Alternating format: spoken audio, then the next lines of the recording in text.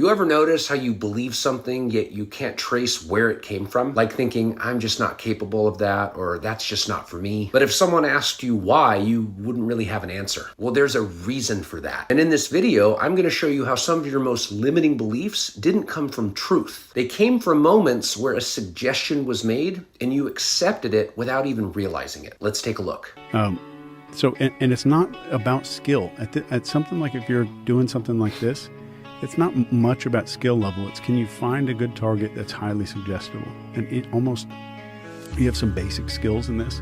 I give you like 3 or 4 days worth of training in how to do covert hypnosis and all of this other stuff, and how to create amnesia in a person, so where you can just tell them to forget something and they'll willingly forget it. I could train you in 3 days how to do something like that. It's terrifying how our brains do not have a firewall. And the moment that our conscious filter that filters, like, is this information good for me? Should I accept this information?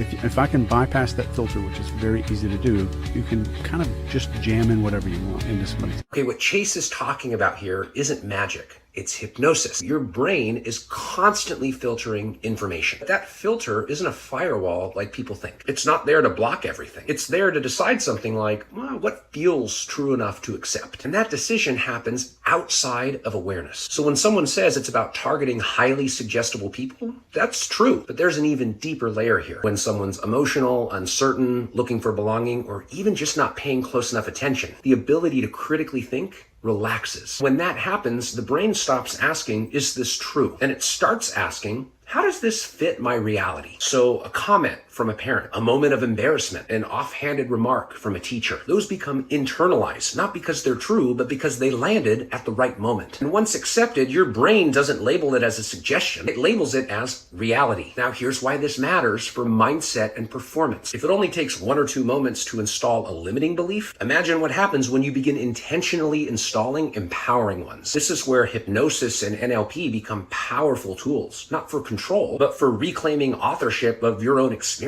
Because instead of unconsciously accepting whatever gets through, you start deliberately choosing what stays. This is the work I do with my clients. We identify the patterns that were installed without permission that are getting in the way of accomplishing whatever it is they want. And we rewire them at the level they were created so they can stop fighting themselves and start stepping into success and greatness more efficiently and more naturally.